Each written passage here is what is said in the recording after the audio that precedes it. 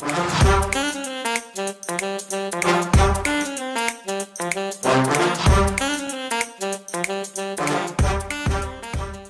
everyone, welcome to the second episode of this series with Silver Fern's old student. Today we have Miss Aakriti with us. She's one of our most lovable student, and before any further ado, I would request Aakriti to please introduce herself. Thank you so much, Tanya, for having me here. Hello everyone, I'm Aakriti. I belong to Chandigarh only, and I went to Capilano University in 2015 for post-baccalaureate diploma in business management. And after lots of research and various references, finally I chose Silver Fern with the reference of Almasu sir, and they guided me very well and helped me to choose one of the best options. And yes, I was the first student who went to Capilano University from Silver Fern. Very nice. So before we delve further into this conversation, I just want to understand that why did you and your counselor choose Capilano for you? So the primary reason was, like every parent, my father was also very protective. His childhood friend was based in Vancouver. So he wanted me to go to Vancouver only and to select any institute around the Vancouver. Second was the weather condition. Vancouver has the most favorable weather condition as compared to other provinces. So the minimum temperature goes till -2, -3 only, as like the other provinces -20 or -30 also. So when I started researching for the institute, Capilano have the very popular program.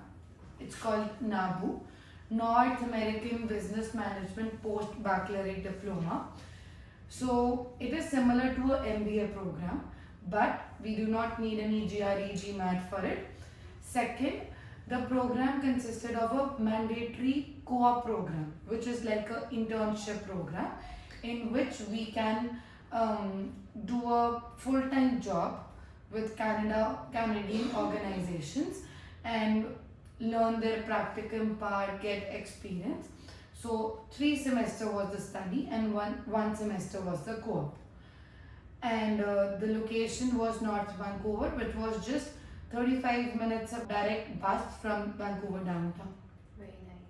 So, Akriti, what I want to ask you, and I think that's going to be one of the common question which our audience must be having in their mind is, while you started preparing back then, 6 years back, right? Yes. And now when you see, what's the difference you feel as an international student? What difference do you feel was, what preparedness or what kind of things you had to keep in mind while you started your journey then and now while you interact with fellow students as well? So the major difference, what I feel, now today there are various modes of interaction. For example, Zoom session were not that common earlier like today. Now we engage students with the lecturers, with the admission counselors over there, with the students who are already studying there. So that time this was not very common. Secondly, nowadays organizations organize pre-departure session in which we prepare students completely. What to pack, what to take, what you require initially when you land there, and what are the best options to do. How to find a job, how to prepare your resume. So these things are very common nowadays. Earlier we do not have such kind of facilities. So this is the major concern. Like earlier we used to like take the offer letter, make the fee payment, visa file lodgement, you got the visa and you're ready to travel. But now no, students are very smart. The counselors are very smart. They make the students comfortable in every zone, so that student initially do not get depressed or like why the hell I'm here or what I am doing here. So these things are already pre-done by the counselors nowadays. That's true. I they make them prepared. That's very important. Yes. Coming to my third question. So everybody has this craze of studying in Canada. So what do you feel? What are the advantages of studying in Canada? What do you miss being there? Um, the favorite part is being independent completely. Children here, parents like a mother take care of his child, whether his child is like 20, 25, or even 30. So there you're responsible for your own grocery, your own laundry, your own cooking, your own small things which we do not take care. Like nobody will come, what would you like to have? Nobody will come to clean up your room. So you get completely independent. And then second, you value money. We do not bother here. We are buying unnecessary snacks, small things, coffee every day. But when you go there now, that $5 coffee cup will value. You will say, let's leave it now. Why to spend $5? Let's do not have a coffee there. So that small things become a big thing. Value of money, value of being independent, value of your parents, value of your friends, value of that comfort zone. So yes, adding further, the best part was there was no discrimination. Like if I ask anybody, my friend, to work in a petrol pump, or maybe nobody will be willing to do it, right? So there students do it and very happily do it, and nobody judge you like, oh, you're working in a gas station. Nothing like that is there. They value it. They value a labor person, they value a person who is working in a bank.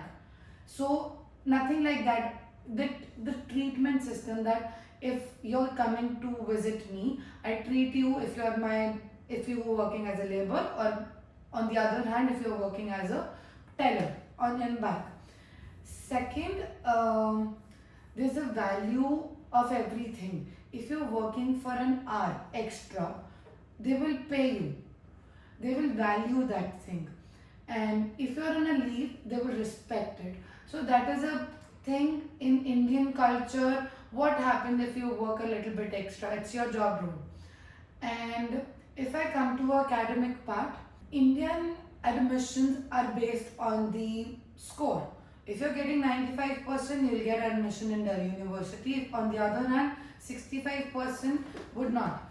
But there the admission profile and the examination thing is not based on you give the paper, you write a long answers and you get the good score. Nothing like that. They will evaluate your profile starting from the day one till your semester ends. So in how many group discussions you have taken part, how many PowerPoint presentations you have given, involvement in different extracurricular activities, maybe helping your juniors, maybe helping in the library, maybe helping in building up the profile, plus the exams also, plus the homework you do, the project work you do. And the project work is not like you pick one topic, copy paste from the Google, nothing like that. They will give you the actual scenario. Maybe like the Scotia Bank thing. What was Scotia Bank in 2017 and what is Scotia Bank today? So you have to prepare an actual report. You get a chance to interact. They give a reference that you can visit the bank, you can meet so and so person. They will help you in preparing a report. So these small things add up to your personality. Wonderful. So coming to the third question, I would request you to share a few tips for our audience and for the students who are aspiring to study in Canada. First thing, like you had mentioned also, we always find a place where we are comfortable, some family members, some friend or friend, something like that. Yes, that's good. They will welcome you with their heart, but do not expect anything extra, because the culture in which they are living, they are busy with their own stuff, their jobs, their family, their routine, their schedule. So you have to be on your own. So do not take in your mind that yes, my masi is there or my bua is there, they will take care of small thing. Nothing like that. Initially, yes, they are there to help you, but you will be responsible on your own. Second thing I would like to add, take advice from the counselors. They will help in preparing the list for things to carry. They can help you in like small things like opening a bank account, preparing for the SIN number to take, which is a mandatory thing, taking a SIM card. These things are very small here, but when you land there, so it can be a challenge. Okay, so and third part I would like to add, which is a very important factor, it's like networking. Networking is everything over there. You need a reference to get a part-time job. You need a reference to rent out an apartment. You need a reference to take a car on a rent. So reference is everything. You do not have any relative or your father or your mother who will help you in such stuff. So engage with people as much as you can. They can help you in any part, like getting a job. So your lecturer can help you, can refer you to a company, get a good note, give a good note to a company, or refer you that yes, he is a reliable student. Your personality aspect. So yes, networking is very important. So the last thing I want to add is the emotional separation. You can be very strong, you can be very excited, yes, you're going to a new country, new life, new thing, but at some point of time the breakdown comes. So please be mentally prepared that yes, you're going to miss your family, your maybe your room, maybe your pet dog, maybe anything. So please emotionally be prepared for it. The first few weeks will be difficult, but eventually yes, when you will start getting involved in your college, your part-time jobs, that thing would be settled down, but initially that would be a little bit difficult task. That's really sweet of you to add the last part. I think that's something which most of the students are really worried about, and the parents are also very conscious. But I think our students are really going to benefit from the tips. So, moving to my next question, how was your journey with Silver Fern? So I remember when I first visited Silver Fern, I was very blank what to do, how to initiate the process, what documents and everything.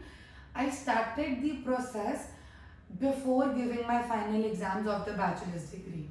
So, but my counselor was very confident enough that Aakriti, your profile academically is very good, your I score are very good. So let's initiate, let's put the application and let's wait for the decision. So I got my conditional offer letter on the basis of my 5 semesters mark sheet, and just the condition was that I have to submit my final degree. Even to reserve my seat, I initiated with the initial deposit also, and all my friends were amazed that how can the process be so fast. And the second best part was that everything was transparent.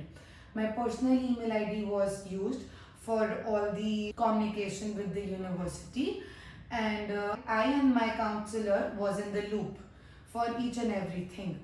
And small things like opening up a GIC, or maybe getting a LOA, registering for my courses, everything was discussed with me and taken a final approval for me before submission for anything.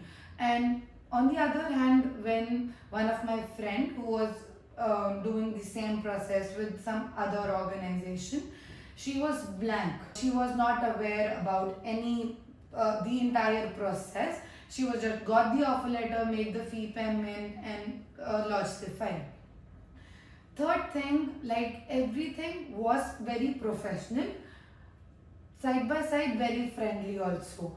Today also I am in contact with my counselors, and like small thing, wishing a happy new year or happy Diwali, and if they need any support from me, like share your experience or just like this, so I'm happily available for each and everything with them.